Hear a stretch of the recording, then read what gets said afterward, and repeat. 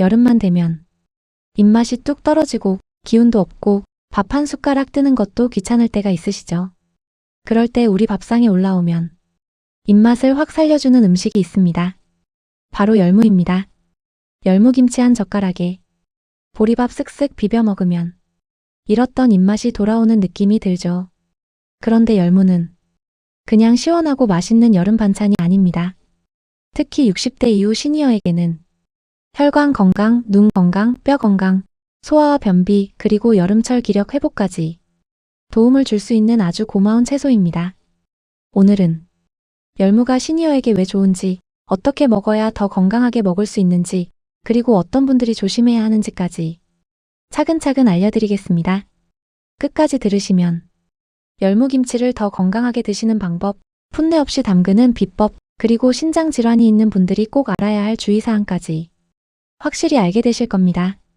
먼저 열무라는 이름부터 재미있습니다. 열무는 여린 무에서 유래한 이름입니다. 이름 그대로 아직 다 자라지 않은 어린 무를 뜻합니다. 잎은 연하고 줄기는 아삭하고 뿌리까지 함께 먹을 수 있는 채소입니다. 특히 여름철에는 땀을 많이 흘리면서 우리 몸속 수분과 무기질이 빠져나가기 쉽습니다. 이때 열무는 칼륨, 칼슘, 마그네슘, 비타민 A, 비타민 C, 식이섬유 등을 보충해주는 여름철 대표 건강 채소라고 할 수 있습니다.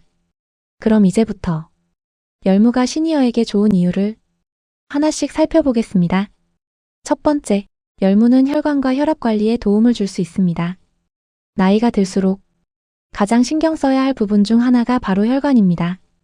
혈관이 딱딱해지고 혈압이 올라가고 혈액순환이 잘 안 되면 몸이 쉽게 무겁고 피곤해질 수 있습니다. 열무에는 칼륨이 풍부합니다. 칼륨은 우리 몸속 나트륨 배출을 도와주는 영양소입니다. 짠 음식을 많이 먹으면 몸속에 나트륨이 쌓이고 이로 인해 혈압이 올라갈 수 있습니다. 그런데 칼륨은 몸속 불필요한 나트륨을 밖으로 내보내는 데 도움을 줍니다. 그래서 열무를 적당히 섭취하면 혈압 관리에 도움이 될 수 있습니다. 특히 열무김치를 드실 때도 너무 짜게 담그지 않고 싱겁고 시원하게 담가 드시면 여름철 입맛도 살리고 혈관 건강에도 더 좋은 선택이 될 수 있습니다. 또 하나 중요한 점은 열무 뿌리입니다. 많은 분들이 열무김치를 담글 때 뿌리를 대충 잘라내기도 하는데요. 열무 뿌리에는 사포닌 성분이 들어있는 것으로 알려져 있습니다. 사포닌은 인삼의 주요 성분으로도 잘 알려져 있죠. 열무 뿌리에 들어있는 사포닌은 혈관 건강과 혈액순환 관리에 도움을 줄 수 있습니다. 그러니 열무를 손질할 때 뿌리를 무조건 버리기보다는 깨끗하게 다듬어 함께 드시는 것도 좋습니다. 단 뿌리 부분에 흙이 많이 묻어 있으니 부드럽게 여러 번 헹궈 깨끗하게 손질하는 것이 중요합니다. 두 번째, 열무는 눈 건강에 좋습니다. 나이가 들수록 눈이 침침해지고 눈이 쉽게 피로해지고 글씨가 흐릿하게 보이는 경험을 하시는 분들이 많습니다. 또 안구건조증, 백내장, 야맹증, 노인성 황반변성 같은 눈 질환도 시니어에게 흔한 걱정거리입니다. 열무에는 비타민 A와 베타카로틴이 풍부합니다. 비타민 A는 눈 건강에 꼭 필요한 영양소입니다. 눈의 점막을 보호하고 어두운 곳에서 시야를 유지하는 데도 관여합니다. 베타카로틴은 우리 몸속에서 비타민 A로 전환될 수 있는 성분입니다. 또 항산화 작용을 통해 눈의 노화를 늦추는 데도 도움을 줄 수 있습니다. 그래서 열무는 눈이 자주 피로한 분, 스마트폰이나 TV를 오래 보는 분, 눈이 뻑뻑한 분들에게 좋은 채소가 될 수 있습니다. 특히 열무 속 비타민 A는 지용성 비타민입니다. 쉽게 말해 기름과 함께 먹을 때 흡수율이 좋아집니다. 그래서 열무나물을 만들 때 들기름을 아주 살짝 넣어 무치거나 볶으면 비타민 A 흡수에 더 도움이 될 수 있습니다. 여기서 중요한 것은 기름을 많이 넣는 것이 아닙니다. 들기름은 향이 좋고 건강한 지방이지만 많이 넣으면 열량이 높아질 수 있습니다. 한 접시에 작은 숟가락으로 반 숟가락에서 한 숟가락 정도면 충분합니다. 세 번째, 열무는 면역력 관리와 항산화에 도움을 줄 수 있습니다.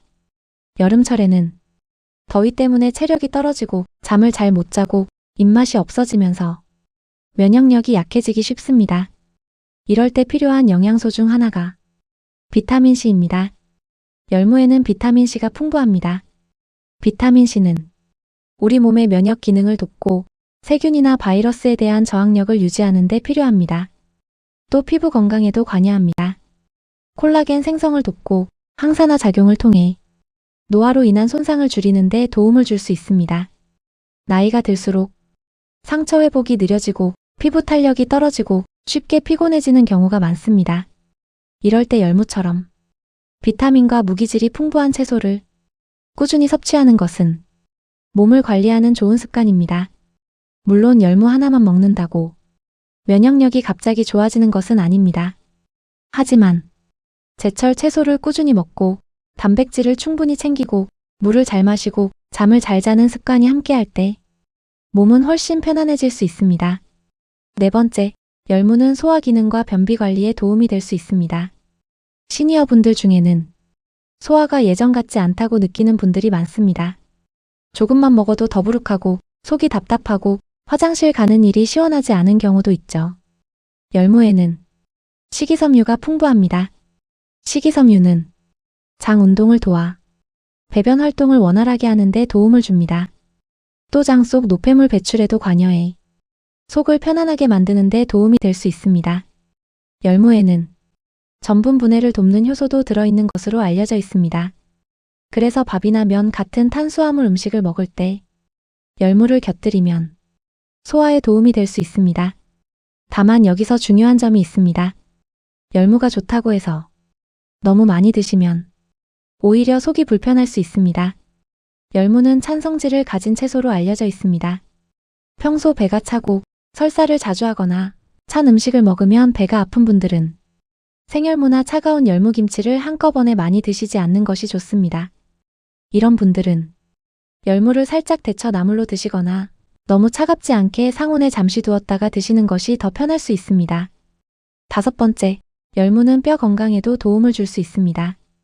나이가 들수록 뼈 건강은 정말 중요합니다. 특히 여성분들은 폐경 이후 골밀도가 떨어지기 쉬워 골다공증을 조심해야 합니다. 남성분들도 나이가 들면 근육과 뼈가 약해지면서 넘어졌을 때 골절 위험이 커질 수 있습니다. 열무에는 칼슘과 마그네슘 같은 무기질이 들어있습니다. 칼슘은 뼈와 치아 건강에 중요한 영양소이고 마그네슘은 근육과 신경 기능에도 관여합니다. 물론 열무만으로 하루 칼슘을 모두 채우기는 어렵습니다. 하지만 열무를 두부, 멸치, 생선, 달걀, 콩류 같은 음식과 함께 먹으면 시니어에게 필요한 영양을 더 균형 있게 챙길 수 있습니다. 예를 들어 보리밥에 열무김치, 두부 한 조각, 된장국이나 생선 반찬을 함께 드시면 입맛도 살고 단백질과 무기질도 함께 챙길 수 있습니다. 여섯 번째, 열무는 여름철 기력 회복에 좋은 채소입니다. 여름에는 땀을 많이 흘립니다. 땀으로 수분만 빠져나가는 것이 아니라 나트륨, 칼륨, 마그네슘 같은 무기질도 함께 빠져나갑니다. 그래서 여름철에는 몸이 축 처지고 입맛이 떨어지고 기운이 없는 느낌이 들 수 있습니다. 이때 열무는 부족해지기 쉬운 무기질을 보충해주고 상큼하고 시원한 맛으로 입맛을 돋워줍니다. 특히 열무김치 국물은 시원하고 개운해서 여름철 별미로 사랑받습니다. 하지만 여기서도 주의할 점이 있습니다. 열무김치 국물이 맛있다고 국물까지 많이 드시면 나트륨 섭취가 늘어날 수 있습니다. 고혈압이 있거나 심장질환, 신장질환이 있는 분들은 김치 국물을 많이 드시는 습관을 조심하셔야 합니다. 건더기 위주로 드시고 국물은 조금만 곁들이는 정도가 좋습니다. 이제 열무를 어떻게 먹으면 좋은지 건강한 섭취 방법을 알려드리겠습니다. 가장 추천하는 방법은 열무를 보리밥과 함께 드시는 것입니다.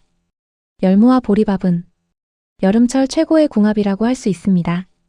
보리는 식이섬유가 풍부하고 포만감을 주며 혈당이 급격히 오르는 것을 완화하는 데 도움이 될 수 있습니다. 열무는 비타민과 무기질이 풍부합니다. 보리밥의 구수함과 열무김치의 시원한 맛이 만나면 입맛도 살고 영양 균형도 좋아집니다. 시니어분들이 열무보리밥을 드실 때는 고추장과 참기름을 너무 많이 넣지 않는 것이 중요합니다. 고추장을 듬뿍 넣으면 나트륨과 당분이 늘어날 수 있습니다. 대신 열무김치를 송송 썰어 넣고 두부나 달걀을 곁들이고 들기름이나 참기름은 아주 소량만 넣어 비벼 드시면 좋습니다. 또 하나의 좋은 방법은 열무나물입니다. 열무를 깨끗하게 씻은 뒤 끓는 물에 살짝 데쳐주세요. 너무 오래 데치면 식감이 무르고 영양 손실도 커질 수 있으니 짧게 데치는 것이 좋습니다. 데친 열무는 찬물에 가볍게 헹군 뒤 물기를 꼭 짜고 다진 마늘 조금, 깨소금 조금, 들기름 조금을 넣어 싱겁게 무쳐 드시면 됩니다. 이렇게 먹으면 열무의 찬 성질이 조금 완화되고 소화가 약한 분들도 비교적 편하게 드실 수 있습니다. 특히 신장 기능이 약한 분들은 열무를 생으로 많이 먹기보다 데쳐서 드시는 것이 더 안전할 수 있습니다. 왜냐하면 열무에는 칼륨이 많기 때문입니다. 칼륨은 일반적으로 나트륨 배출에 도움을 주는 좋은 영양소입니다. 하지만 신장 기능이 떨어진 분들에게는 칼륨이 문제가 될 수 있습니다. 신장은 몸속 칼륨 농도를 조절하는 역할을 합니다. 그런데 신장 기능이 약하면 칼륨을 제대로 배출하지 못해 몸속 칼륨 농도가 높아질 수 있습니다. 이 경우 심장에 부담이 될 수 있으므로 반드시 주의가 필요합니다. 신장 질환이 있거나 투석 중이거나 의사에게 칼륨 제한을 들은 분들은 열무를 많이 드시면 안 됩니다. 이런 분들은 하루 한 줌 정도로 양을 제한하거나 담당 의사나 영양사와 상담 후 드시는 것이 좋습니다. 또 열무를 데치면 칼륨 일부가 물로 빠져나갈 수 있습니다. 데친 물은 버리고 건더기만 드시는 방식이 도움이 될 수 있습니다. 다음은 열무김치를 더 건강하게 담그는 방법입니다. 열무김치에서 가장 중요한 것은 짜지 않게 담그는 것입니다. 시니어 건강식에서 가장 조심해야 할 것 중 하나가 과한 나트륨입니다. 열무김치는 시원하고 맛있지만 소금을 많이 넣으면 혈압 관리에 부담이 될 수 있습니다. 그래서 열무를 절일 때는 소금을 직접 뿌려 세게 절이는 것보다 연한 소금물에 담가 절이는 것이 좋습니다. 소금을 직접 뿌리면 부분적으로 너무 짜게 절여질 수 있고 열무가 상처를 입어 풋내가 날 수 있습니다. 반면 소금물에 부드럽게 절이면 열무의 아삭한 식감이 살아나고 풋내도 줄일 수 있습니다. 열무를 씻을 때도 절대 빡빡 문지르지 마세요. 열무는 이름 그대로 여린 채소입니다.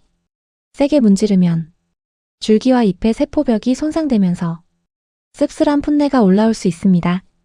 넓은 대야에 물을 받아 열무를 넣고 물속에서 살랑살랑 흔들어 씻어주세요. 흙먼지만 제거한다는 느낌으로 가볍게 여러 번 헹구면 됩니다. 열무김치를 버무릴 때도 마찬가지입니다. 양념을 넣고 손으로 세게 주무르거나 계속 뒤적이면 풋내가 날 수 있습니다. 양념을 살살 끼얹고 국물이 자연스럽게 스며들도록 부드럽게 다루는 것이 좋습니다. 열무김치 맛을 낼 때 설탕을 많이 넣는 분들도 계십니다. 하지만 건강하게 드시려면 설탕 대신 배나 사과를 갈아 넣는 방법을 추천드립니다. 배나 사과는 자연스러운 단맛을 내고 열무의 쓴맛과 풋내를 부드럽게 잡아줄 수 있습니다.